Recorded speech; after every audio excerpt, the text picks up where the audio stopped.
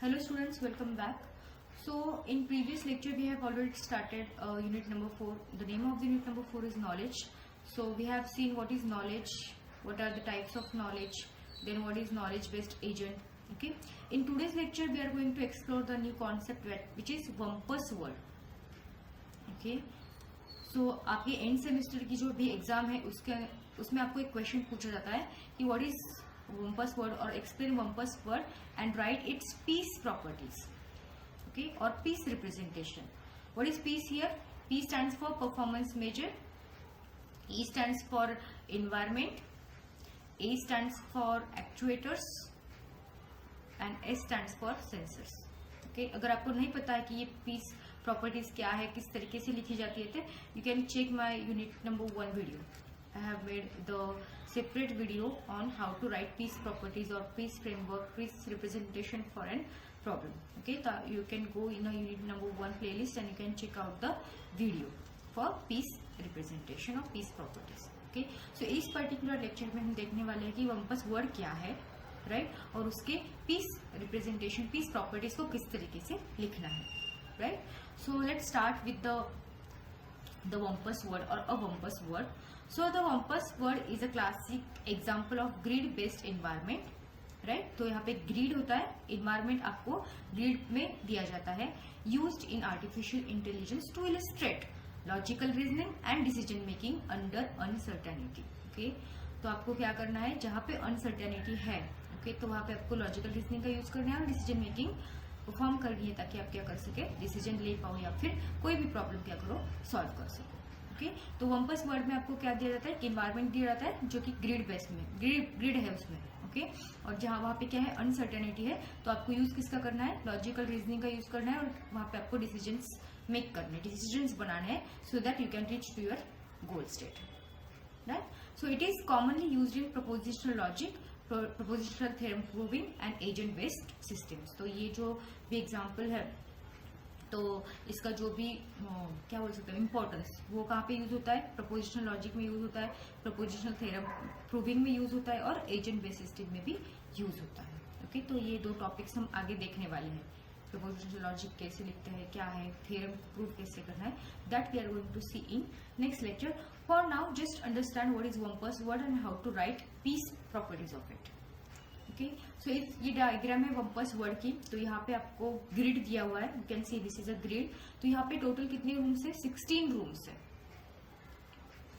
Okay, सो 4x4 का ये जो आपका है ग्रिड है और यहाँ पे क्या है, 16 रूम है.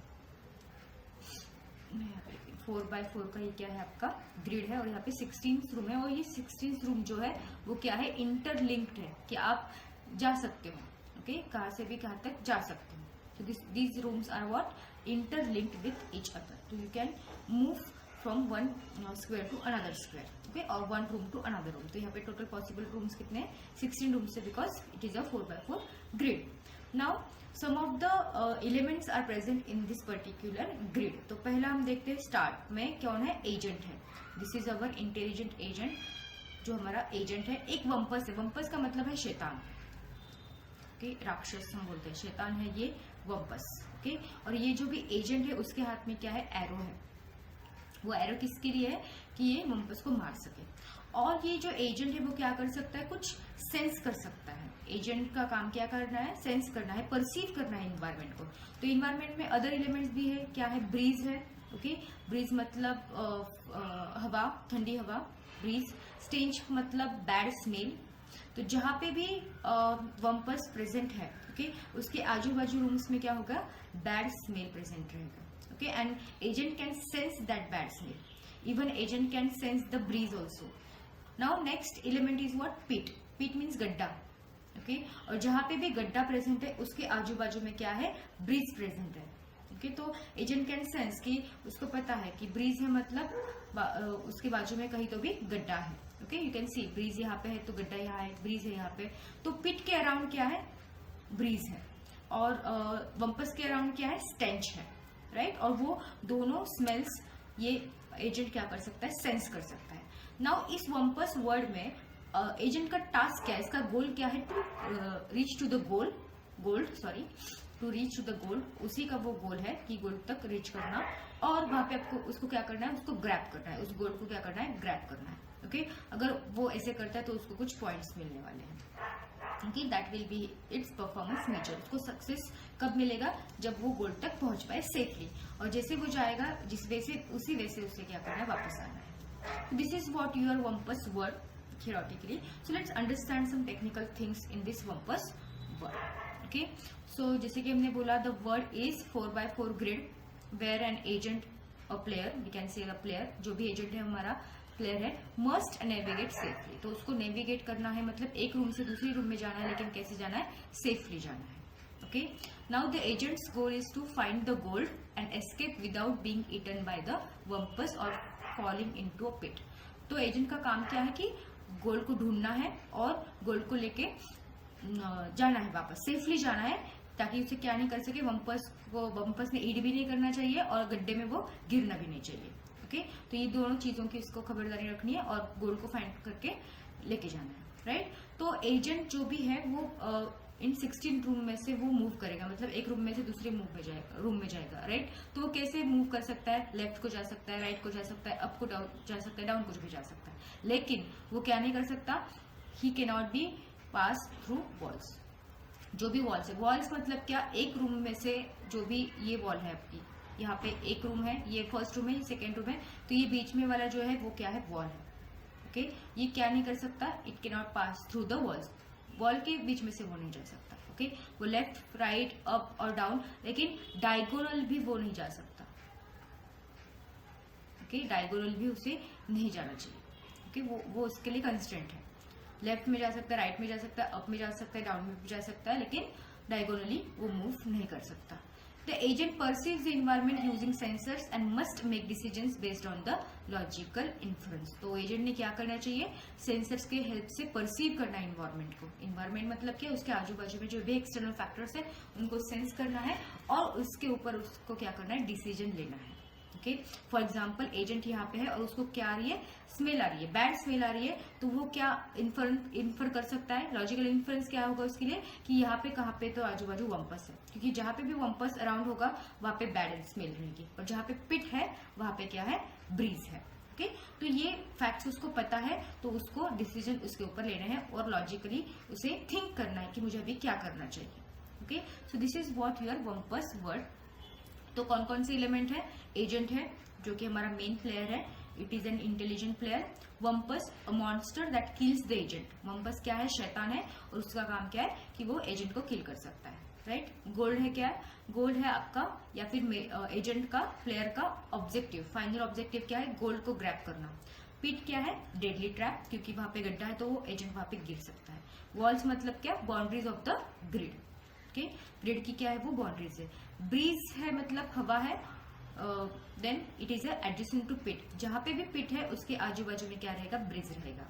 राइट, स्टेंच क्या है, stench is a bad smell and which is adjacent to the Wumpus, जहां पे भी वम्पस है उसके आजू बाजू में क्या रहेगा, स्टेंच रहेगा। ओके, और ग्लिटर, इन्वायरमेंट में ग्लिटरिंग भी हो रहा है, तो अगर एजेंट ने सेंस किया वहां पे ग्लिटरिंग हो रहा है तो वहां पे क्या है, गोल्ड प्रेजेंट है, यही सेंस कर पाएगा। अगर उसने ग्लिटरिंग को सेंस किया तो वो इन्फर कर सकता है, लॉजिकली वो थिंक कर सकते हैं, लॉजिकली वो थिंक कर सकता है कि वहां पे क्या है, गोल्ड प्रेजेंट है।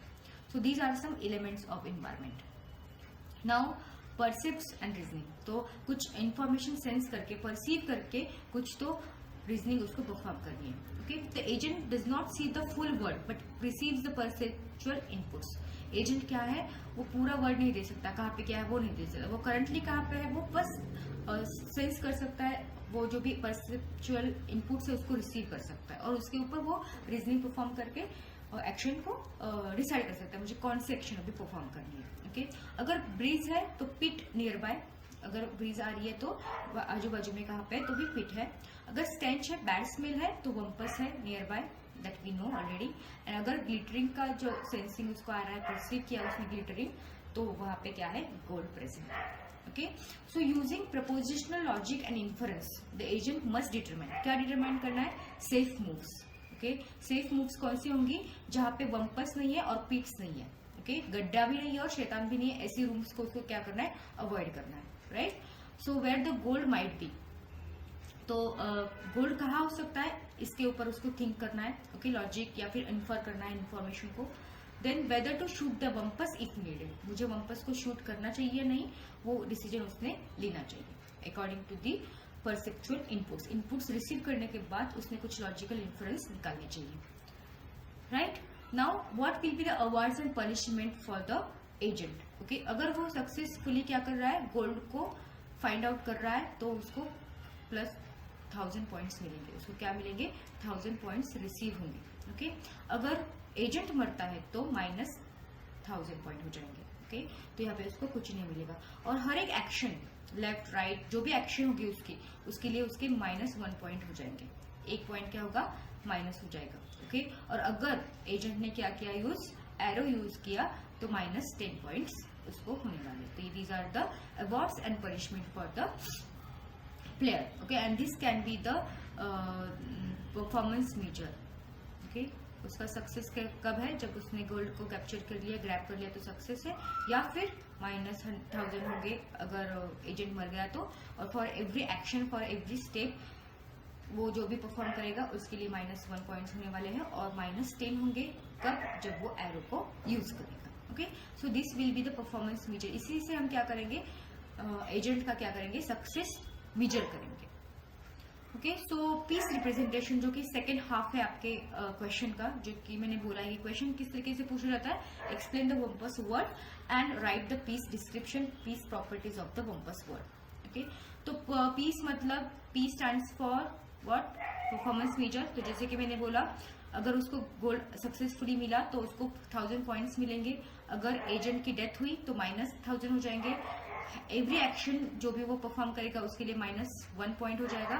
और अगर एजेंट ने क्या किया, एरो को यूज किया, तो -10 पॉइंट हो जाएंगे. So that is the P. This is how the success is measured of your agent. Now environment is nothing but the 4x4 grid of rooms, मतलब 16 रूम्स होंगे यहाँ पे.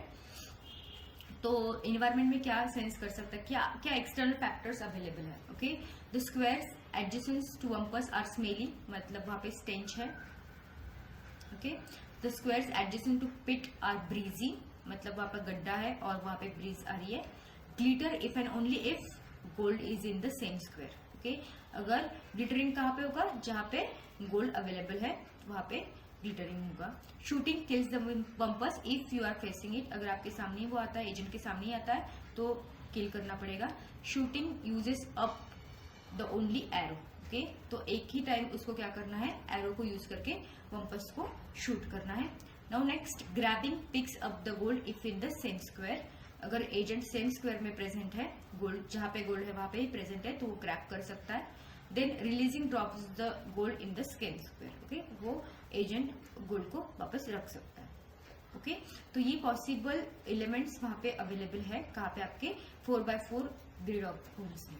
ओके, तो सेंसर्स क्या होंगे आपके एक्चुएटर्स के लिए, या सॉरी एजेंट के लिए. सेंसर्स क्या होंगे, तो स्टेंच रहेगा, ब्रीज रहेगा, ग्लिटर रहेगा, बम्प अगर वो गड्ढे में करता है तो बम्प, देन स्क्रीम अगर वम्पस को शूट किया तो वो स्क्रीम करेगा. Okay, so these are the sensing points. Then actuators, left turn, right turn, forward, grab, release and shoot. So these are some actions which are performed by your agent. Okay, through arms, through agent's hands or legs he can move. Okay, any type of intelligent agent can use its arms, motors, जो भी आप use करोगे move करने के लिए, that will be your actuators. And sensors will be sensing some stench, breeze, it will sense some glitter, bump even, and scream also. Okay, so this is what the piece description or piece properties for your वम्पस word. Okay, तो वम्पस word जो भी है उसका characterization. Okay, we know that we have different types of environment, partially observable, fully observable.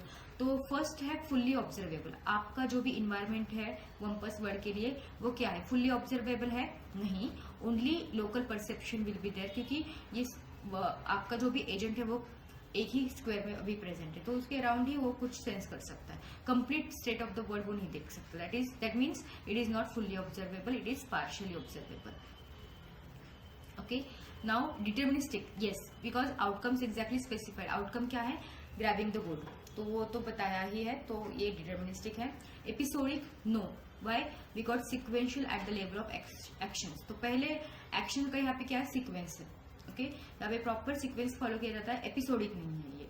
Okay, then static, Wumpus and pits do not move. Wumpus अगर एक वहां पे है, एक स्क्वायर में है, तो वो वही रहेगा. पीट्स भी, उनकी लोकेशन चेंज नहीं होने वाली. ओके, तो इन्वायरमेंट क्या है, स्टैटिक है, कंटिन्यूअस या फिर डायनामिक नहीं है. ओके, स्टैटिक के अपोजिट होता है डायनामिक, तो डायनामिक इन्वायरमेंट नहीं है, इट इज स्टैटिक.